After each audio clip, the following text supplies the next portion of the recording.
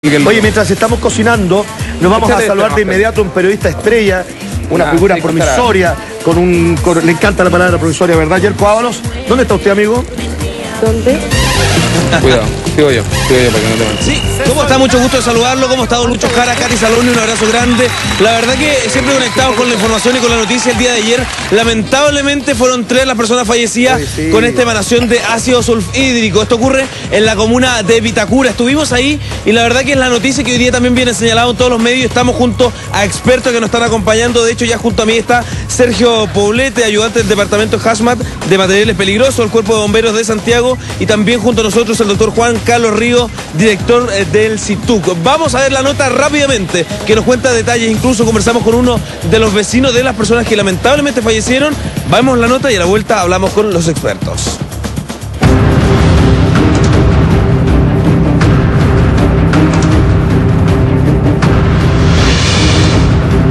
Yo vi olor acá y pedían ayuda y bajé a confusión. Había una persona ahí tirada y nada más. Pues. Pudo reconocer, además. No quiero hablar más, no quiero hablar más. No. Pasada la 1 de la tarde se desataba la emergencia. En medio de Vitacura y a metros de este colegio, nadie advertía que una fuerte fuga de gas emanaba desde las fosas sépticas del subterráneo de Clínica San Cristóbal, ubicada en calle Luis Pasteur. Pero escape de gas no más nada más. Eso es lo único. Hay 3 personas fallecidas. No le han dado ninguna información. No hay nada oficial. Sí. Resultados, sí. Obvio. Minutos antes, 2 trabajadores, Luis Castro y Germán Medina, ingresaban hasta el -3 para realizar la limpieza. Un ingreso que minutos más tarde los haría salir de esta forma.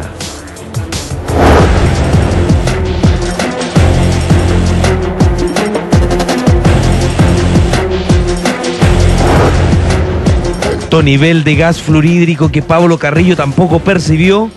Este murió cuando acudió en ayuda. Cayó al pozo. Lo más probable es que ellos lo hayan sentido, pero cuando van bajando los niveles, las partículas por millón son muy altas, se pierde la capacidad de oler. En varias oportunidades entraban a realizar labores habituales y conocidas para ellos. Esta vez, la historia no tendría un final feliz. Es mi hijo él. Fácilmente. Desde que llegamos aquí juntos. Están 20 años ya. La hija tenía 2 años. Entonces, uno ya está en la edad de merecer ya, pero una persona de 40 y tantos años, no. Entonces ese es el detalle. ¿Por qué? Si era buena persona, buen funcionario, buen padre, y pasa lo que tiene que pasar. 3 personas fallecidas y sus familiares a la espera.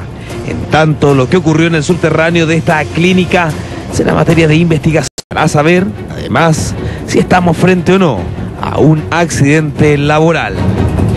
Y estuvimos en la casa incluso para conocer también detalles. Lamentablemente, acá yo se lo mencionaba, son 3 las personas fallecidas.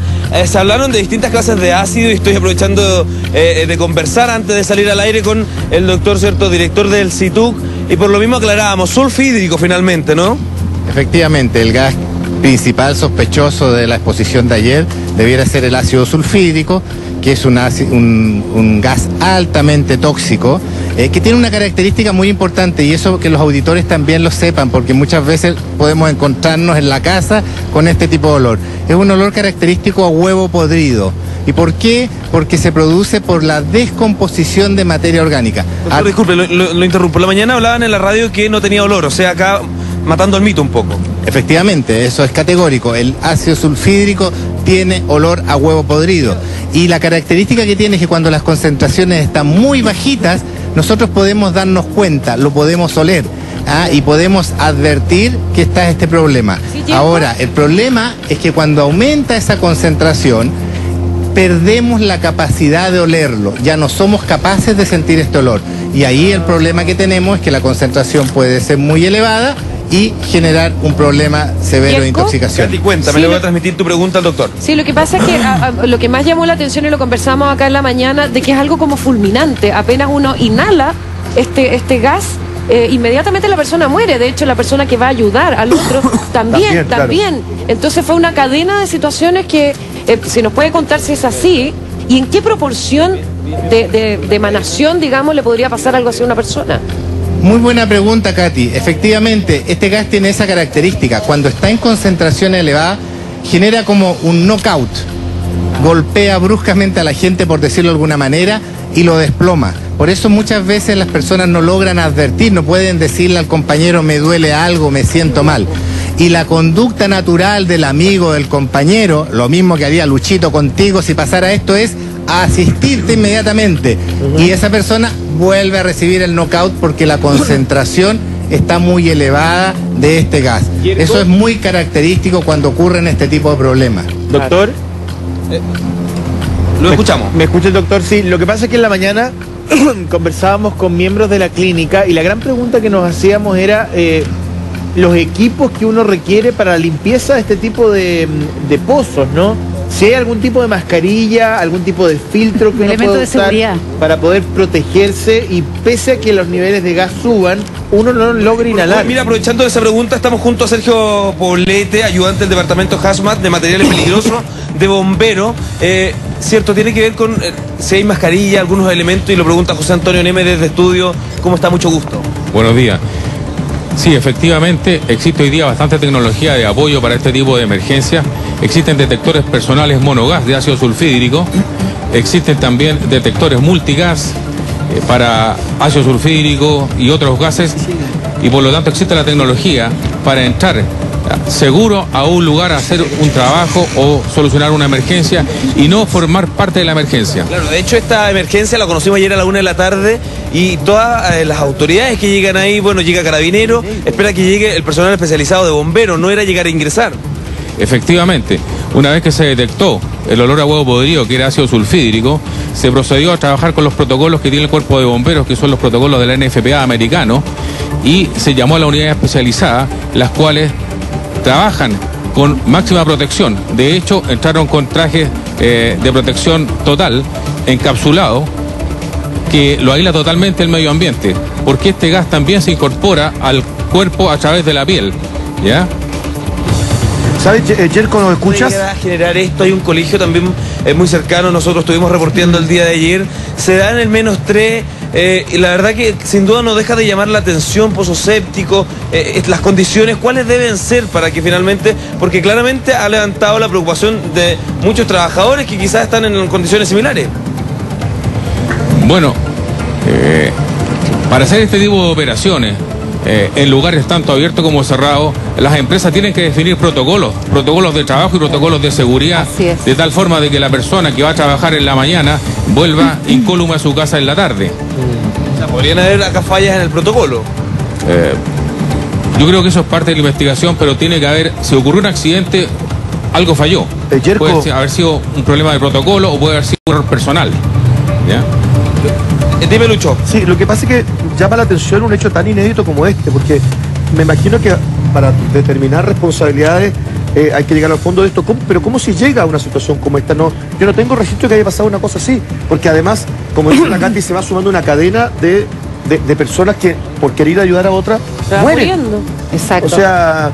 Ahora, yo no sé, Jerko, si en algún minuto se ha pronunciado, incluso José, yo vi esta mañana que tú entrevistabas a alguna persona de la clínica. A una doctora que trabaja ahí. Claro, que decía que había muchas teorías, muchas hipótesis, pero sin embargo cuando se dio a conocer esta noticia tuve la oportunidad de conversar con un prevencionista de riesgo que me decía que efectivamente primero había que ver y descartar si es que estas personas, al hacer ese tipo de trabajo y limpieza, estaban o no con los implementos requeridos. O sea, háblese mascarillas, como bien nos decían ahí, las mascarillas, buzos. Hay implementos para hacer las limpiezas que tienen que ser además supervisada. Todas las empresas tienen un departamento de prevención de riesgo, pero ¿y es donde suficiente? están siendo supervisados. Lo que tú estás diciendo es súper importante, pero ¿es suficiente, me pregunto yo, mascarillas para el nivel de potencia que tiene? No, por supuesto que en este caso no. En este Esa es caso la pregunta que yo le había hecho al doctor. Si hay equipo, porque yo la verdad que no Bueno, lo para sé. hacer particularmente este tipo de trabajo,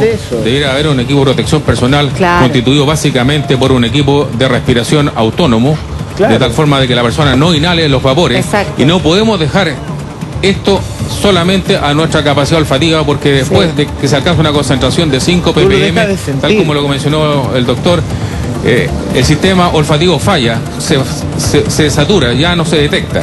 Entonces tiene que haber un equipo de respiración que lo aísle del medio ambiente, y además, particularmente en este sitio, algún traje que impida que el cuerpo esté en contacto con el aire o con sólidos o líquidos del medio ambiente circundante al trabajo.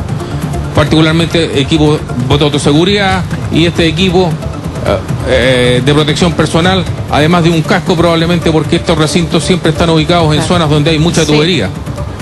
Creo que un kit de seguridad con estos 4 elementos, más un detector específicamente del ácido en que se va a trabajar, sería el equipo mínimo de trabajo para cualquier operación riesgosa. Yerko, lo escuchamos, Katy, dime. Sí, es que a mí me gustaría que como llevar esto también a las casas. Los pozos sépticos también existen en las casas, porque esto tengo entendido que era un pozo séptico. Sí, es un pozo séptico. Efectivamente. Entonces, por ejemplo, si va un camión a limpiar tu pozo séptico en las parcelas, en las casas, en fin, qué sé yo, o en el barrio, ¿qué precauciones entonces se tomarían ahí? Porque no tenemos idea de que esto existe. Y no están los implementos además de la no casa. están los implementos, O las concentraciones domiciliarias son sustancialmente más bajas. Yo no lo sé, a lo mejor aquí había demasiado material. Pero para entenderlo, orgánico, Es muy importante entender que este gas se genera por descomposición de materia orgánica. Todos en las casas, ¿cierto? Eliminamos los residuos de alimentos en el lavaplato, está el mismo desagüe del baño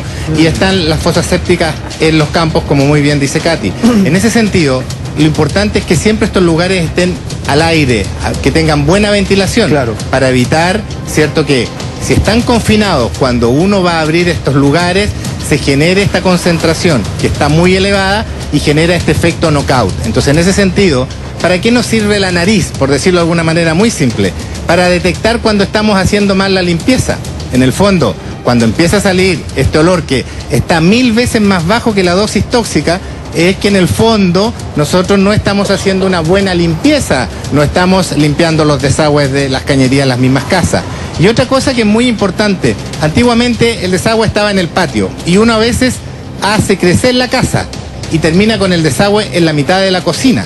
Entonces, en ese sentido, hay que tener mucha precaución de que esto no se vaya concentrando con el tiempo, por eso hacer una buena limpieza, porque si no podemos lamentar este tipo de accidentes. Doctor, esto puede ser por una tos, ¿cierto? También, o por náusea, uno comenzará a darse cuenta, leía la mañana. ¿Y por qué es tan mortal?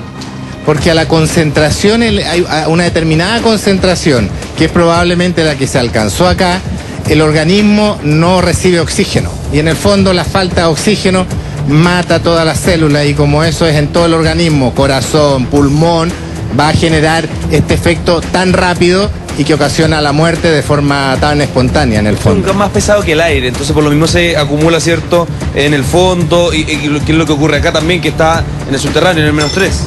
La principal causa acá, cuando están en el subterráneo, es porque están en espacios confinados. La gente abre con puerta y ahí, como está tan alta la concentración, sale, la gente inhala una concentración muy elevada, una reinspiración muy alta, y eso le genera el efecto blackout. Y como queda en la misma zona, ¿cierto?, de la exposición, fallece al minutos o segundos.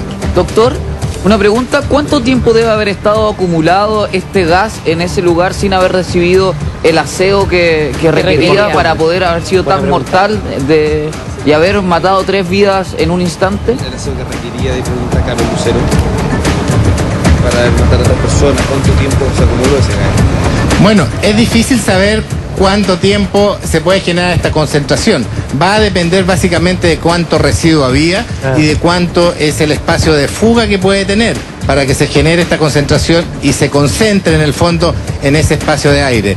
Probablemente puede haber pasado mucho tiempo sin mantención, las altas temperaturas hace que la descomposición sea más rápida, son demasiados los factores que influyen. Lo importante es que la gente debe conocer que el olor a huevo podrido es una advertencia. Los bomberos en general saben muy bien esto, y los plumeros, ¿cierto?, en la casa, la gente que hace aseo debiera ir conociendo de esto para no sufrir este tipo de problemas.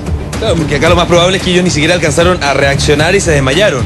Es que eso es lo que ocurre. Entra la primera persona y se ve expuesto a esto. El efecto es tan rápido que en el fondo se desploma, pierde la conciencia y el compañero en este afán de ayudarlo llega al lugar, la concentración está elevada, inhala y fallece. El tercer compañero va también a tratar de salvar a sus dos compañeros y en el fondo ocurre lo mismo. Es un efecto en cadena y que es habitual, porque es la conducta natural de todos nosotros. Claro, todos nosotros tenderíamos a ir a ayudar al compañero, pero como la concentración está tan alta y el efecto es tan rápido de este gas, entonces no da tiempo a reaccionar. Oye, Yerko, sí, ¿y qué habría pasado con esta persona que se salvó, digamos, que está todavía bastante grave, que está hospitalizada? ¿Cuál sería el pronóstico de esta persona? ¿Se puede salir de una situación así? ¿Ella no alcanzó quizá o alcanzó a reaccionar? Bueno, es muy importante que si la persona que salió al lugar está consciente, puede conversar, puede hablar, eso quiere decir que las concentraciones a las cuales estuvo expuesta fueron bajas y probablemente no vamos a tener secuelas. Sin embargo, si alguna de las personas tuvo pérdida de conciencia y está un poco más grave, pudiera tener consecuencias posteriores. Secuela, lamentablemente, este tóxico deja secuelas posteriores que tienen que ver básicamente con el sistema nervioso central, pérdida de memoria, temblores, etcétera. Pero lamentablemente, si el tiempo que tuvo de exposición fue muy alto, pueden quedar secuelas en un futuro. Sí, oye, ¿sabes qué? Quería además acá complementar, están llegando muchos tweets de gente que está comentando que esto mismo sucedió en otras empresas el año pasado, en ocasiones anteriores. De hecho, dicen que en el, si no me equivoco, estaban escribiendo acá en el terminal pesquero, por ejemplo, también había sucedido, en Lo Espejo había sucedido esto mismo algunos años atrás.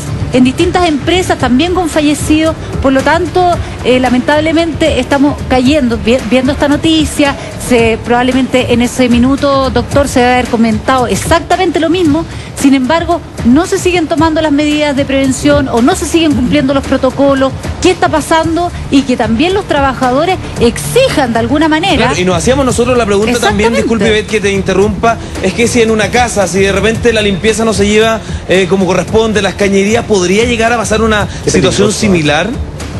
Difícilmente puede ocurrir en una casa porque las concentraciones que se manejan en una casa son distintas a las de una industria.